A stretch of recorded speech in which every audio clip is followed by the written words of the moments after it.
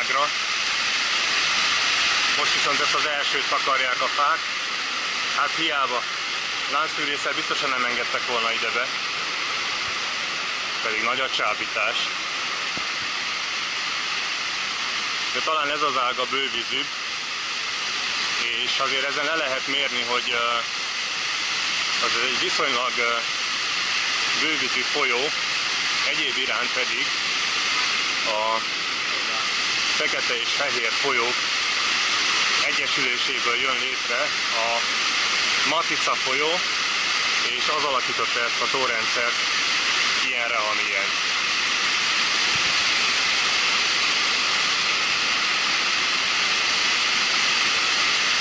Ha vízesést láttunk, akkor ugyebár ez azt jelenti, hogy mögötte újra tó van.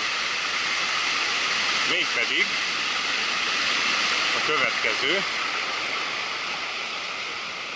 ez a Milanovac tó. Aztán egy kicsit nagyobb, mint az előbbi, és ugyanolyan csodálatosan türkiszkék.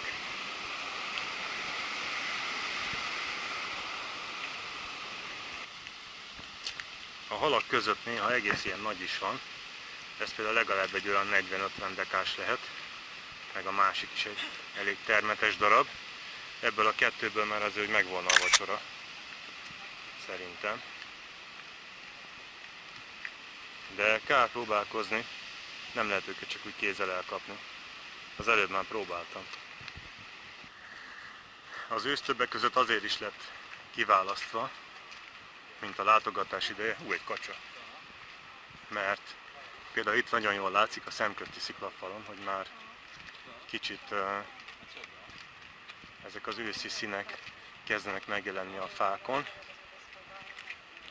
és hát talán így még szebb az egész, mint nyáron. És valamivel azért kevesebb a turista is, bár igazából a fene tudja, folyton jönnek-mennek.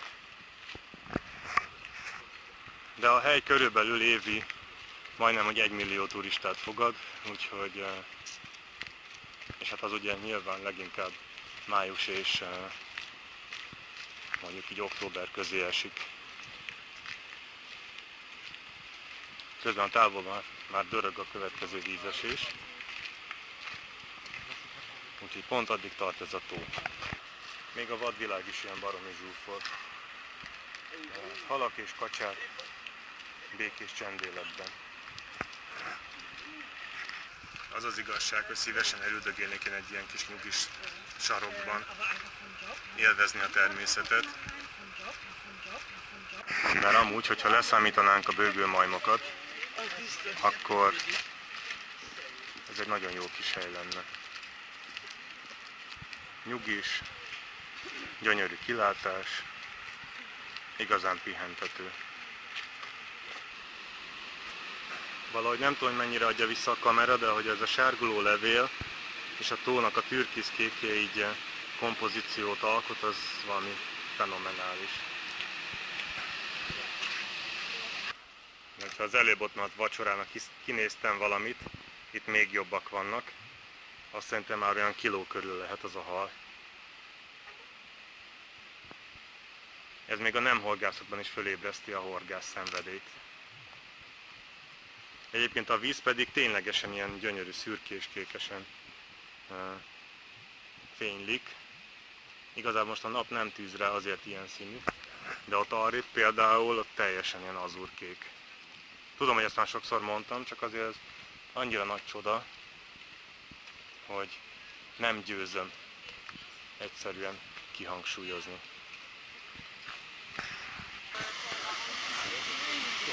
Következő vízesés, itt dörög, már egy ideje itt dörög, csak ugye most látszik igazán jól.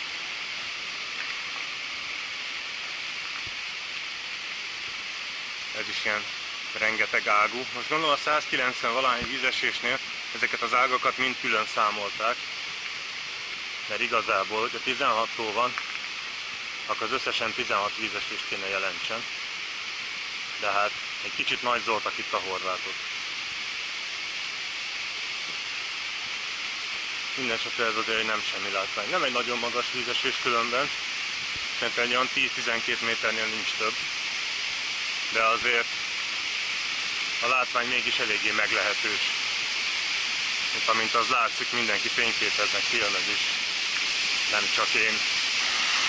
Szóval miután a tó neve, az alsó tó neve a Milanovac, ezért a vízesés neve pedig Milanovacski vízesés. Illetve itt van egy ilyen kicsit fekve vízesés, inkább csak egy zúgó.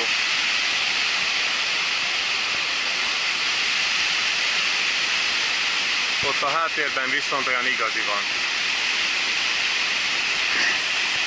Kicsit emlékeztet a Három királyokra, amiről szintén hamarosan lesz film, csak azok ugye kicsit magasabbak, meg ott mögéjük lehet menni, de itt is mögéjük lehet, most oda építették volna az utat. Gyönyörű őszi színek a Kozjak tó fölött, ami azt jelenti, sőt ott a sziklán még szebbek talán, szóval ami azt jelenti, hogy az alsó tavaknak a tetejéhez értünk, és ez a legnagyobb tó a Kozjak, és ha minden igaz, akkor ezen lesz a hajó kirándulás, ami a felső tavakhoz visz. Ennek az ára benne van természetesen a belépőjegyben, ami azért még így szezonon kívül is elég húzós volt. Azt hiszem 270 kunát fizettem hármunkért, szóval az felszorozva, hát majdnem egy 10 000 forint.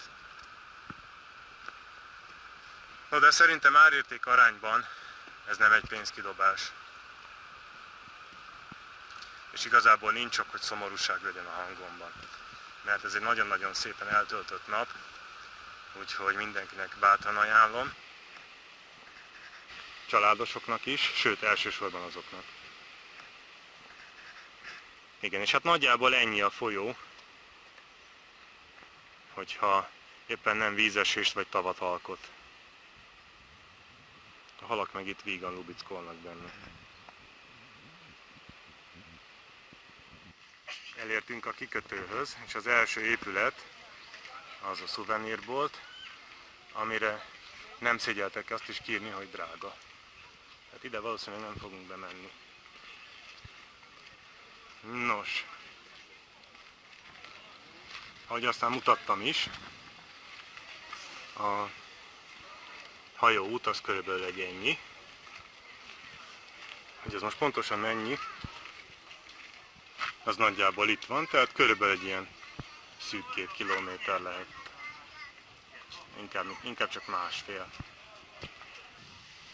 Lassan megtelik a hajónk, amelyik itt van, és mint mondtam, ez villamos üzemű.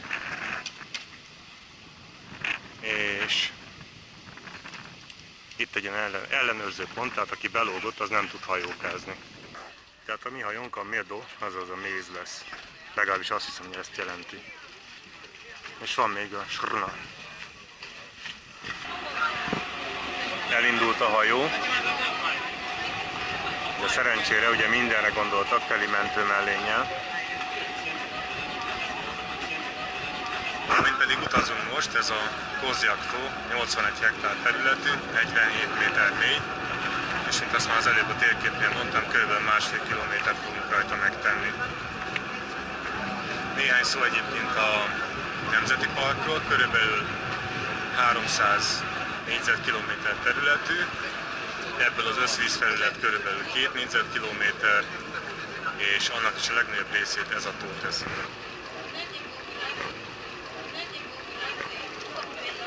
Ami itt a napsütésben szépen csillog. És valószínűleg tartom, hogy ott azon az oldalon lehetett valahol a strand,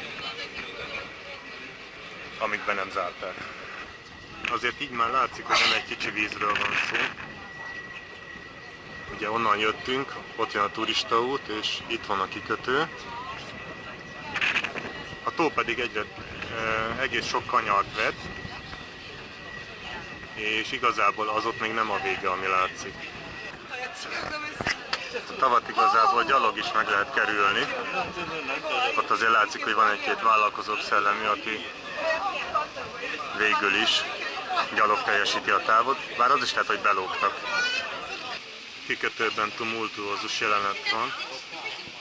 Itt van egy ilyen egészen rövid hajóút is, csak onnan a második bejárattól idáig. Sajnos erre már nem szól a jegyünk. Úgyhogy meg hát amúgy sem nagyon akartam oda menni. Itt már várakozik a következő bagázs, mi pedig arrafele távozunk.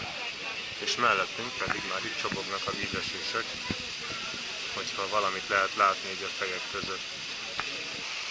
Visszatekintés a Kozjak-tóra és az ősz színeiben pompázó gyönyörű természetre. Itt még egy kis sziget is van benne.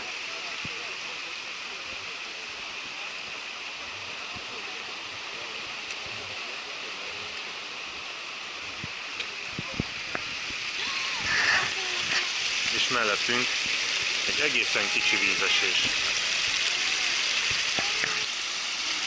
Különben pedig itt az egész partoldal egy merő, egy vízesés, ilyen hol bővízibb, hol csak itt csöpög.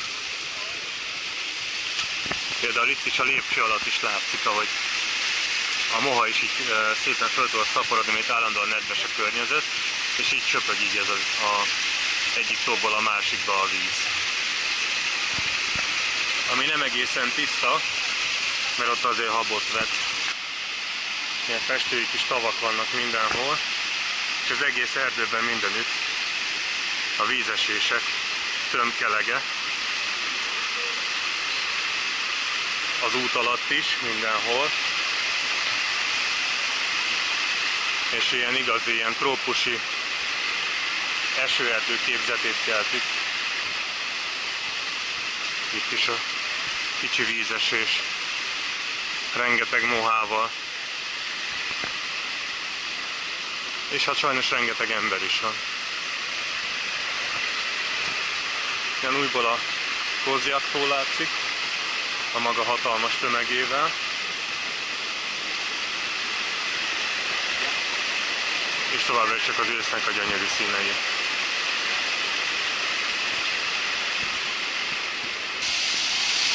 Újabb ilyen, legalábbis szerintem trópusi hangulatú vízesés csoport alatta a gyönyörű medencével, illetve itt az út alatt is egy hatalmas habzó vízesés van. Tehát mint azt már mondtam, most a felső tavak környékén járunk, pontosabban a felső tavaknál. Ugye ez a Kozjak volt a választóvíz, hogy így mondjam, hiszen valójában tényleg víz, és el is választja a két tórendszert.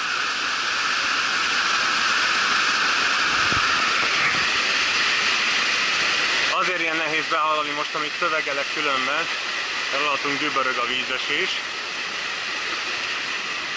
és íme a következő tó. Igazából nem tudom, hogy ezek számozva vannak-e így, vagy mondjuk ez, meg az a következő az egynek számít. Minden esetre piszok jól néznek ki, így a napsütésben aztán meg főleg. Annak ellenére, hogy szeptember legutolsó napja van, egyáltalán nincs hideg, és hát mit nem mondjak, egy ilyen kék lagúna-szerű tó azért még most is fürdésre csábítanak.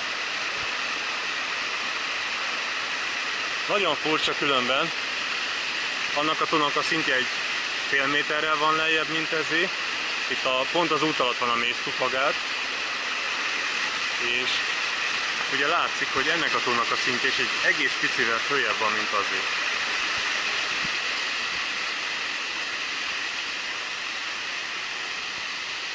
Háttérben a következő vízesés sor, de itt a lapulevelek alatt is van valami kis zúgó, ahogy a víz innen szépen átfolyik oda. Talán eddig ez a legszebb tó itt. Ezek az őszi színekkel, ez a gyönyörű nyári azúrkék, ez valami leírhatatlan. Most el is állt a szavam, tessék.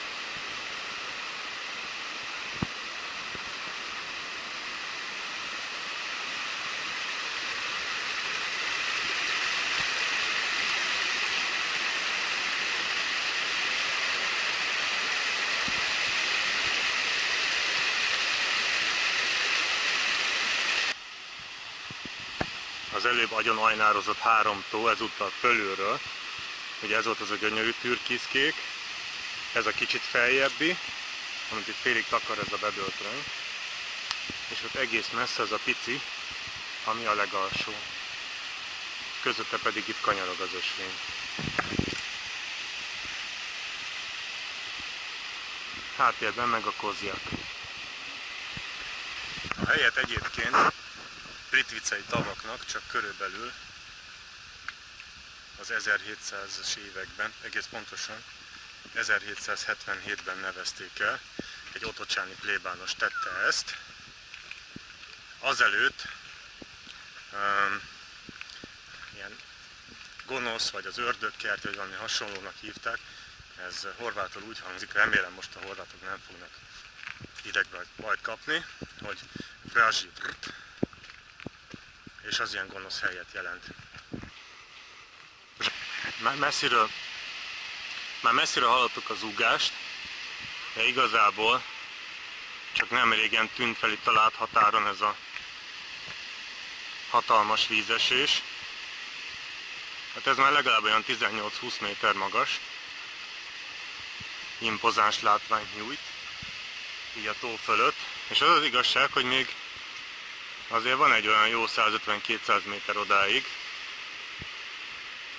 de már uralja a láthatárt és a látképet.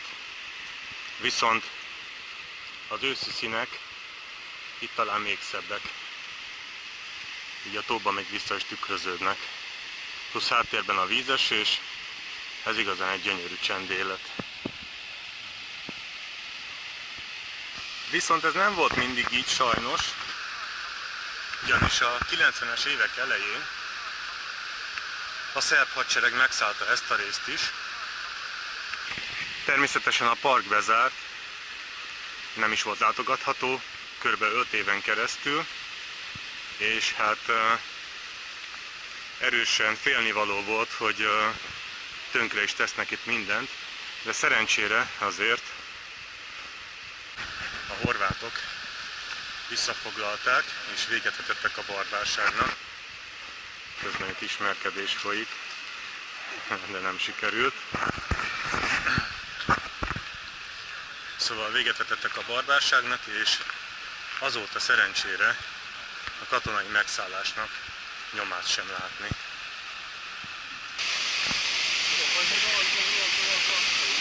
Ide értünk a vízesés mellé, és itt látszik, hogy milyen szépen fölveri a párát, teljesen ködbe burkolózik. Talán, hogyha jó szögben állnék, még szivárvány is volna. Nem semmi látvány minden esetre. Nem is vagyok benne biztos, hogy ott a nagy vízesés alatti másik, a második legnagyobb, lehet, hogy ez az. Igazából nagyjából a méretük hasonló. Most nem tudom megsatolni, hogy ez 20 vagy 25 méter, mindesetre nem kevés.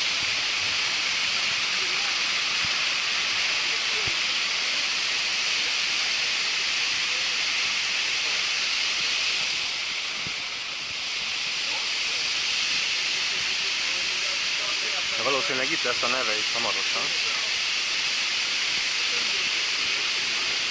Igen, hát ezt nem igazán kísérlem meg kiejteni.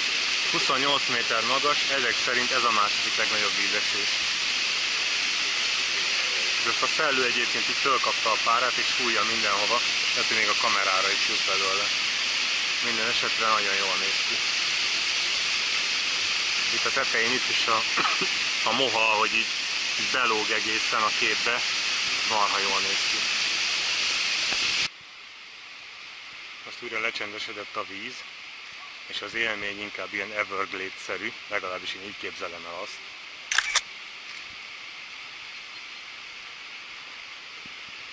Kisebb-nagyobb tócsák egymás hegyén hátán, és mindenhol igazából az út alatt is víz van. Tehát itt igazából ki sem kell írni azt, hogy a turistaútról letérni tilos, ugyanis ez nagyjából lehetetlen is. Itt is látszik, ahol ilyen mésztufa gerinceken egy-egy kis fölhalmozódott földcsomóban vertek gyökeret ezek a vízi növények, pontosabban inkább vízparti növények, és ez a lapulevél, ez Erdélyből is ismerős. És hát víz mindenhol. Ott is egy tó, meg itt is, mondjuk olyan 5 méterrel följebb. Ami azt jelenti, hogy valahol itt vízesésnek kell lenni. És nem is csalódunk, mert van. Ott van egy olyan füves, itt meg egy ilyen impozáns sziklás és mohás.